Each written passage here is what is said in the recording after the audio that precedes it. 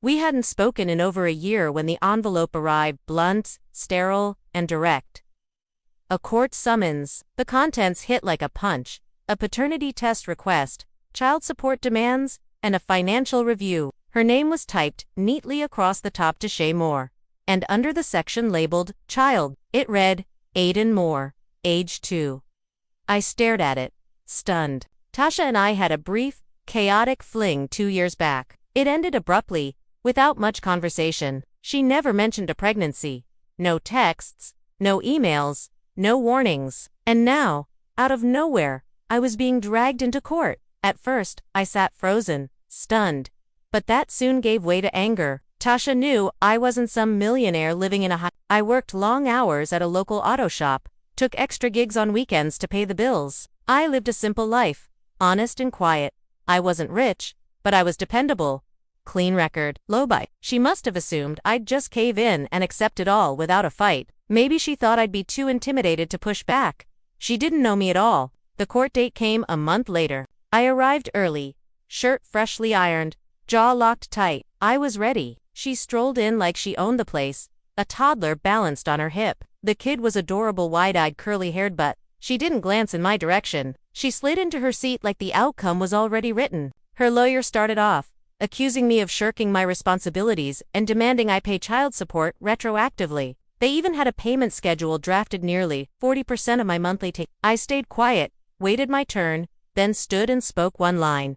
I'm ready to take a DNA test. Today, that confidence she carried cracked, just for a second. Her lawyer stumbled too, but the judge didn't hesitate. Request granted, he said. We'll reconvene once results are available. The test itself was routine, a swab inside the cheek, maybe 10 minutes total. I walked out of the courtroom afterward, my mind buzzing.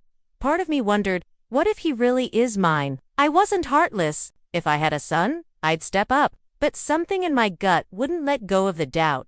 The timeline didn't feel right. Tasha had never once reached out until now. 2 weeks later, a plain white envelope arrived. I sat alone on my porch, a cold drink in hand, heart pounding as I opened it. I scanned the page once, then a third time. Probability of paternity, 0.00%. My breath caught. The words were clear, scientific, undeniable. I wasn't the father. When we returned to court, the hearing was swift, hand-crushing for her. I handed the judge the test results.